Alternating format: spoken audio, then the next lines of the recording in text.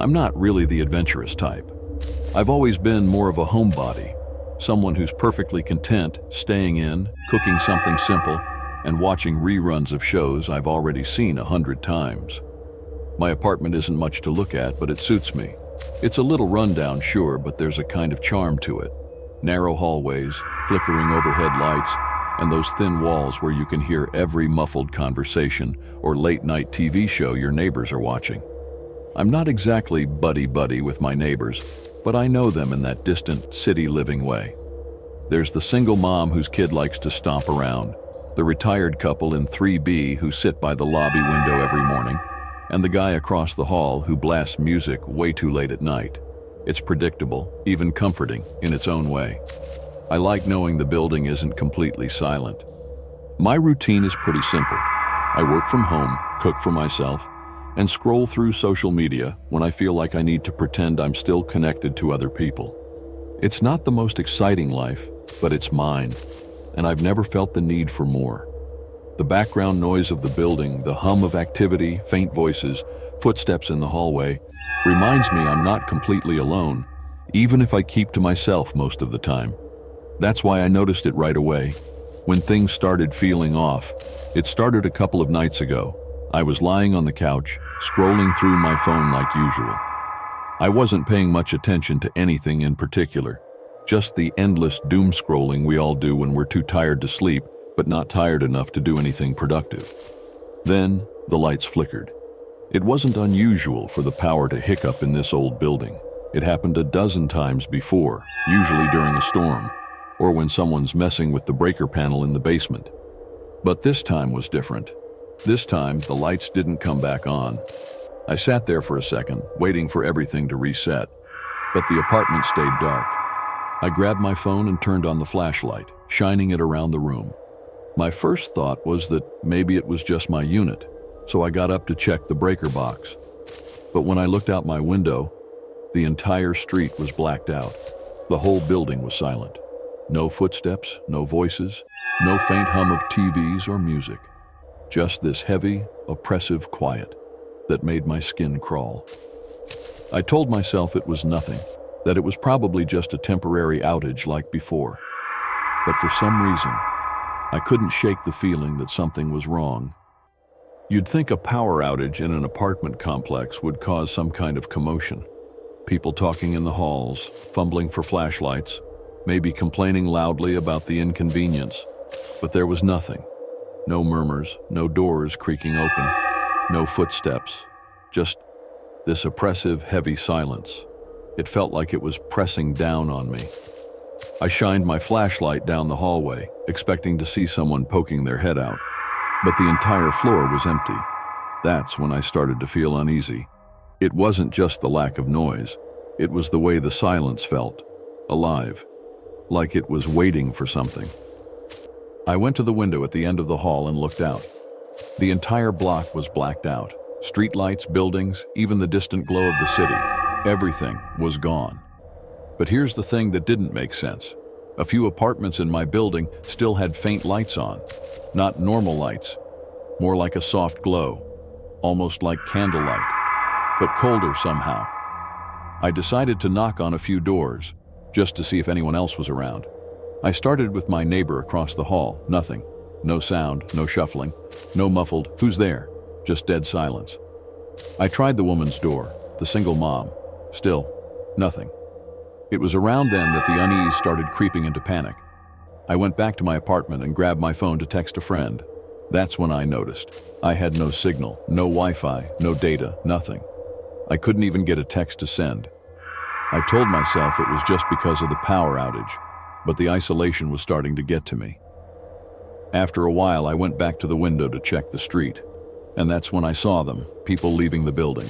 At least, I think they were people. They weren't running or shouting like you'd expect during an emergency. They were moving fast, but eerily quiet. Some of them were dragging suitcases. Others just clutched bags or backpacks, like they left in a hurry. They didn't stop to talk to each other. No one even looked back at the building. I watched them disappear into the darkness, one by one, until the street was empty again. I thought about leaving too, but where would I go?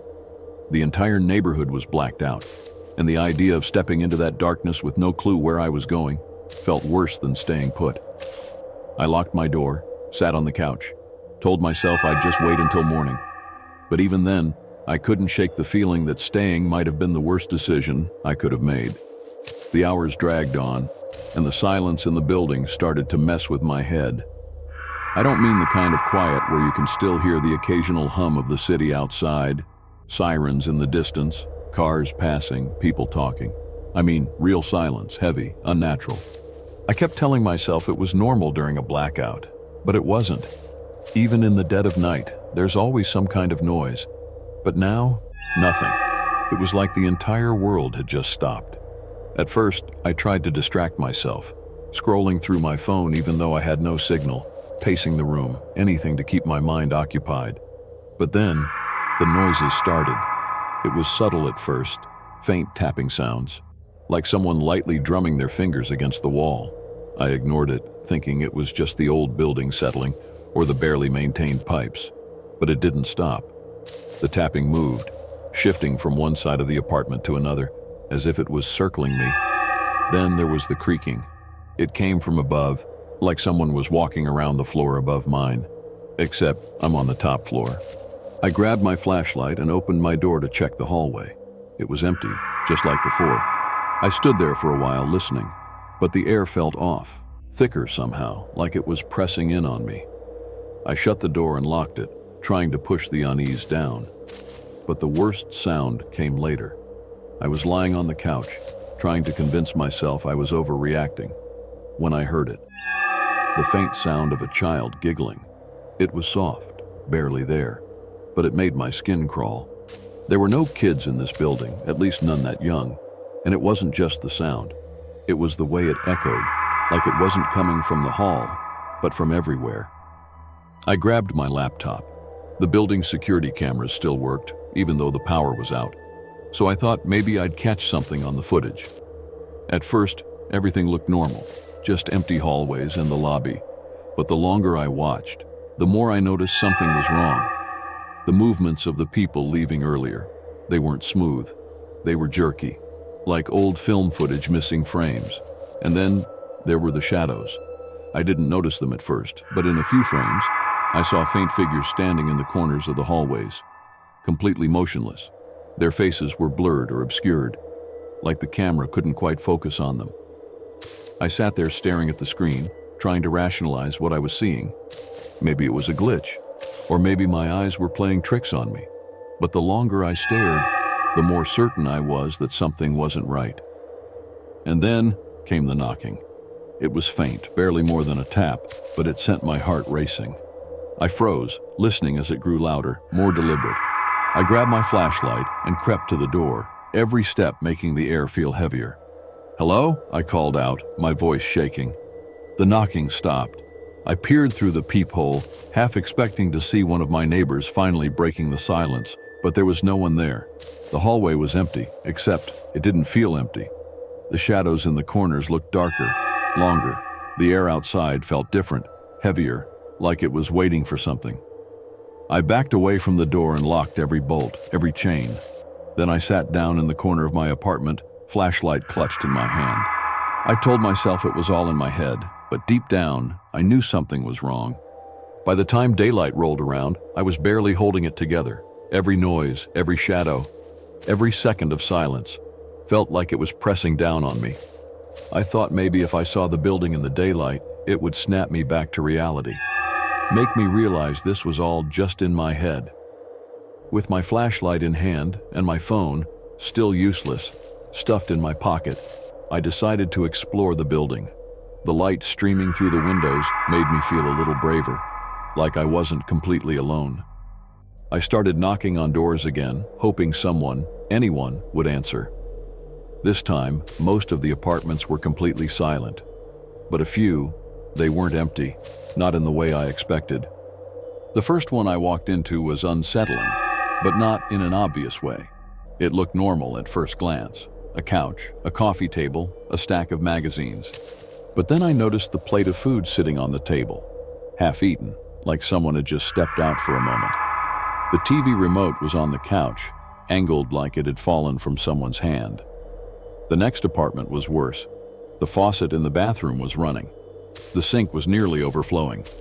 There was a mug of coffee on the kitchen counter, steam still curling up from it, but the air in the room was ice cold, like no one had been there for hours. It was like everyone had just disappeared.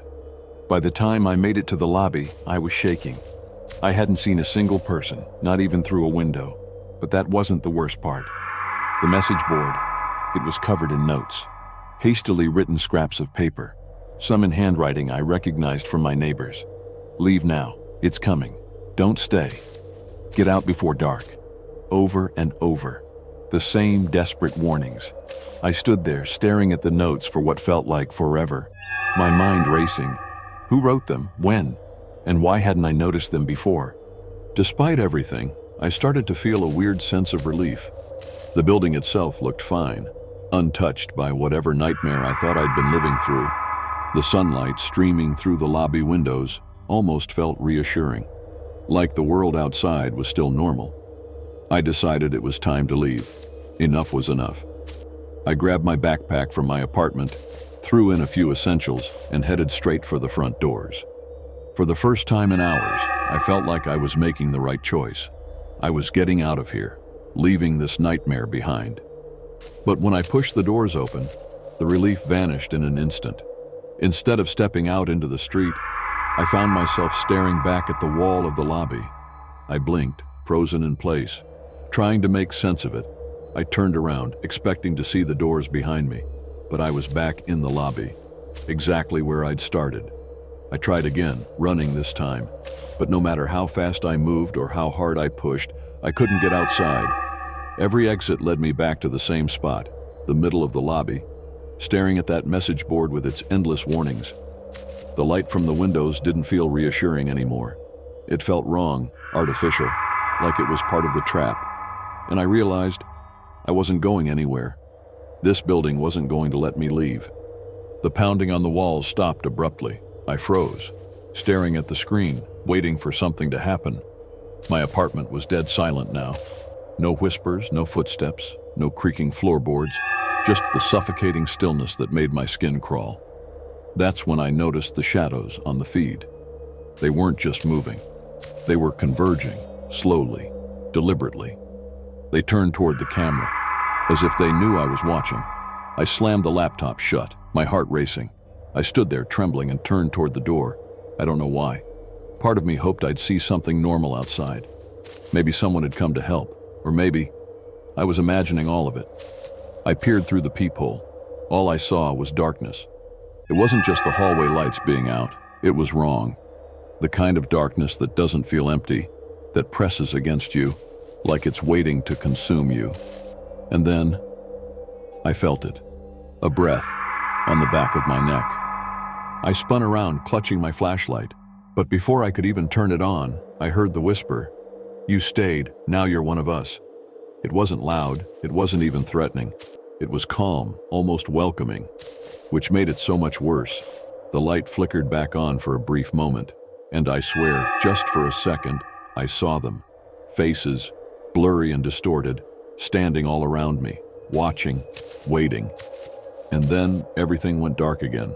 When the power came back on, it was like nothing had happened. The light stopped flickering. The hum of the refrigerator kicked back in, and the apartment felt normal. I sat in the middle of my living room, surrounded by overturned furniture and the mess I'd made while barricading myself in. The silence wasn't heavy anymore. It felt lighter, almost peaceful, like the building was trying to convince me that everything was fine. And for a while, I let myself believe it. Over the next few days, things settled down.